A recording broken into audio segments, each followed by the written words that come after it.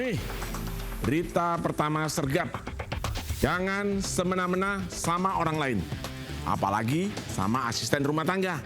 Nih, ada kasus 3 asisten rumah tangga di Kelapa Gading, Jakarta Utara kabur akibat gak tahan dianiaya sama majikannya.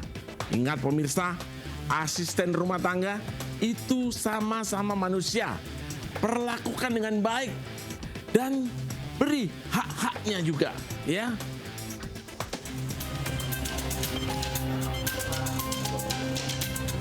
Kalau nggak begini nggak kira-kira Mbak, maaf, boleh lihat mukanya Mbak, maafin Mbak, tuh Mbaknya. Dengan terisak, asisten rumah tangga ini mengadukan perlakuan buruk majikannya dan meminta tolong kepada warga.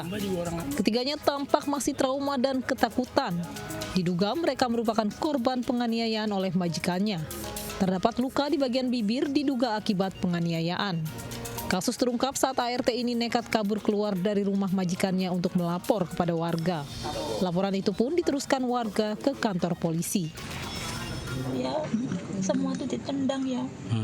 Kadang yang kayak gini jam 3 baru tidur, jam 4 udah bangun lagi, dimarah-marah terus. Selama ini dipukulin, Ya, ditendang, kayak hewan aja loh Pak. ya segala macam. Itu Mbak karena apa Mbak dianiaya? Ini lukanya di bibir sama ditendang ini di punggungnya. Ketiganya sudah dimintai keterangan oleh Mapolres Metro Jakarta Utara. Adapun pasangan suami istri yang merupakan majikan mereka kini sudah diamankan. Pemilik kebun sawit di Labuan Batu Selatan. Niatnya nih mau ngukur lahan, mau dijual. Tapi belum sempat ngukur, 5 orang yang di situ nyium bau busuk. Ternyata dari jasad perempuan yang dikubur dengan tidak layak. Karena sepasang kakinya nyembul keluar. Ciri-ciri korban pakai gigi palsu nih, atas sama bawah. Nah, buat warga sekitar yang anggota keluarganya belum pulang dari hari Senin kemarin, buruan gih, lapor sama polisi.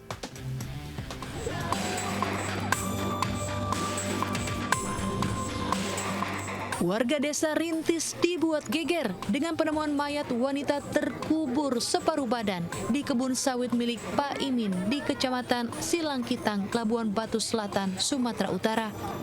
Jasad korban yang sudah membusuk diperkirakan tewas lebih dari 2 hari. Saat proses evakuasi dan olah TKP, tidak ditemukan identitas korban. Namun dari visum awal, wanita yang mengenakan jilbab ini memakai gigi palsu atas dan bawah. Penemuan mayat pertama kali diketahui oleh Pak Imin dan beberapa pekerjanya yang akan mengukur tanah karena akan dijual. Namun para saksi menyium bau menyengat yang ternyata berasal dari jasad korban. Waktu ditemukan kita lihat ini terlungkup dengan kaki di atas. Kondisinya sudah busuk dan berbau yang sangat menyengat ke mana-mana. Kalau untuk identitasnya tahu Pak ini warga mana? Kalau untuk identitas sejauh ini kita belum tahu warga mana. Sampai saat ini pun belum ada kabarnya. Polisi telah memeriksa sejumlah saksi. Sementara jasad korban dibawa ke RSUD Ranto Prapat untuk pengecekan sidik jari dan otopsi. Dari Labuan Batu Selatan, Sumatera Utara, Randi Kurniawan melaporkan. Ini nih yang dinamakan pagar makan tanaman. Seorang asisten rumah tangga dan sopir ditangkap polisi karena mencuri uang majikannya $50.000 atau 800 juta rupiah. Banyak juga tuh. Para pelaku menggasak uang yang disimpan di dalam brankas kamar korban. Waduh, orang dalam kok jadi maling.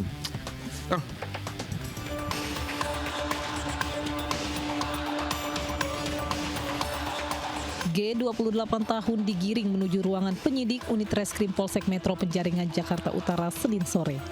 Pelaku sopir dan ART K, 52 tahun, mencuri uang dalam berangkas kamar milik majikannya di Penjaringan. Awalnya korban Tejal merasa sering kehilangan uangnya, lalu lapor polisi. Pelaku ternyata asisten rumah tangga dan sopir yang mencuri uang pecahan dolar Amerika 10 kali dalam setahun dengan total 800 juta rupiah. ART mengambil uang di berangkas kamar majikan karena mengetahui letak kunci dan sopir menukarkan uang curian ke money changer. Jadi pada saat kosong, rumah itu kosong, dia masuk ke kamar, kan seperti biasa, tugas ART mungkin dia membersihkan kamarnya ya, kamar majikannya. Lalu ya karena dia sudah pernah tahu dan dia melihat kunci dari tersebut, atau diambil di tersebut dan dia sampaikan minta tolong ke supir untuk menukarkan. Lalu hasilnya itu mereka bagi dua. Hasil kejahatan dibagi dua, dibelikan mobil minibus emas dan dikirim ke keluarganya. Para pelaku dijerat pasal 363 KUHP tentang pencurian dengan pemberatan dan terancam 9 tahun penjara. Dari Jakarta, Sofyan Firdaus melaporkan. Buat penonton setia Bang Napi, sergap yang Bang Napi sayangi, jangan suka flexing ya, pamer kemewahan, punya barang berharga, nggak usah dipamerin, karena bisa menarik niat jahat. Salah satunya komplotan rampok bersenjata api yang nyari targetnya lewat media sosial. 7 orang yang 1 diantaranya pecatan TNI berhasil dibekuk. Tapi sayang, bosnya masih buron.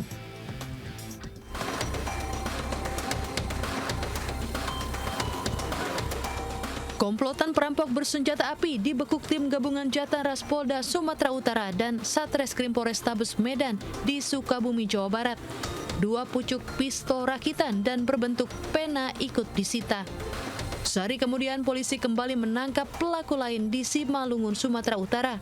Di sini polisi juga membongkar tanah tempat mengubur berangkas curian yang berisi perhiasan dan uang senilai 1 miliar rupiah. Komplotan perampok ini beraksi lintas provinsi. Perampokan terakhir dilakukan pada Januari lalu di sebuah perumahan mewah di Deli Serdang. Dari 8 orang, 7 diantaranya sudah ditangkap, di mana seorang pelaku merupakan pecatan TNI. Sementara bos komplotan ini masih buron. Menurut polisi, pelaku memilih sasaran secara acak dari media sosial. Sebelum beraksi, pelaku mencari dan menganalisa lokasi dan profil calon targetnya. Kemudian ini menariknya ketika akan melakukan, ketika akan melakukan di tindak pidana di tempat yang lain.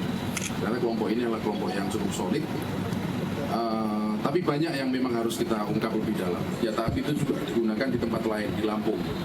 Bahkan kalau di Lampung itu informasi ada sekitar 20 kilo emas, ya, tapi itu Lampung peristiwanya. Yang di sini ada beberapa emas, kemudian beberapa uang dan lain sebagainya. Di tangan orang yang memiliki niat jahat, kecanggihan teknologi bisa menjadi modal meraup keuntungan. Bijaklah dalam bersosial media jika tidak ingin menjadi target orang-orang yang tidak bertanggung jawab. Dari Medan, Sumatera Utara, Adi Palapaharahap melaporkan.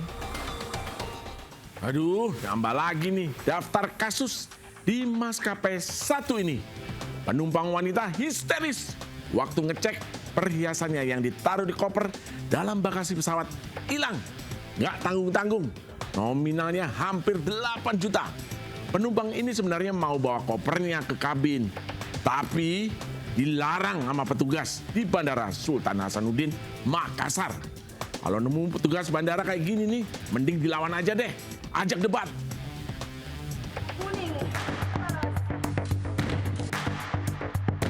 Contohnya saya kasih begini, ada gelamku 1 hilang, 2 sama cincinku, kalau ada salah itu cincinku 1 warna kuning. Ini kan harusnya saya taruh begini, pasti kalau saya ini tadi tidak ada, gelamku yang ini tidak ada, dan itu gelamku saya baru beli 2 minggu lalu di Jakarta, jadi saya buka. Penumpang maskapai penerbangan Lion Air rute Makassar Kendari histeris begitu mengetahui 3 perhiasan senilai 7,6 juta rupiah raib dari kopernya. Korban awalnya curiga begitu melihat kunci kopernya rusak saat turun di Bandara Haluoleo, Kendari, Sulawesi Tenggara. Korban pun awalnya akan membawa koper berisi kotak perhiasan ke kabin. Namun keinginan tersebut dilarang petugas check-in di Bandara Sultan Hasanuddin, Makassar. Sama cincin ini saya beli di Peras. Nah itu pasti saya hafal karena saya setiap beli cincin, saya beli emas itu kan cuma 1, 2, 3 barang pasti saya ingat. Pihak Bandara Haluoleo kemudian berkoordinasi dengan pihak Polsek kawasan Bandara Sultan Hasanuddin. Hasilnya seorang porter berinisial IH, 26 tahun, ditangkap berikut barang bukti perhiasan korban. Sudah diamankan salah satu yang terduga dari pelaku yang mengambil perhiasan di koper wanita tersebut. Kejadiannya di Bandara Hasanuddin Makassar, karena yang korban itu kan dari Makassar menuju ke Kendari. Jadi hasil dari interogasi Polsek Bandara, kemudian hasil penyelidikan CCTV semua, ditemukan bahwa terduga pelakunya ada di Bandara Hasanuddin Makassar. Hingga kini kepolisian sektor kawasan Bandara Sultan Hasanuddin masih melakukan pengembangan lebih lanjut terkait kasus ini. Dari Maros, Sulawesi Selatan, Wahyu Ruslan melaporkan. Kasus di Bantul, Yogyakarta. Kalau lagi emosi, alihkan. Mending ambil nafas. Terus diam atau pergi. Nah, kalau sudah tenang, rembuk itu masalah perceraian. Usahakan untuk rujuk kembali. Baikan. Kalau begini ujungnya, masuk penjara. Ingat, kejahatan terjadi bukan hanya karena ada niat dari pelakunya, tapi juga ada kesempatan. Waspadalah!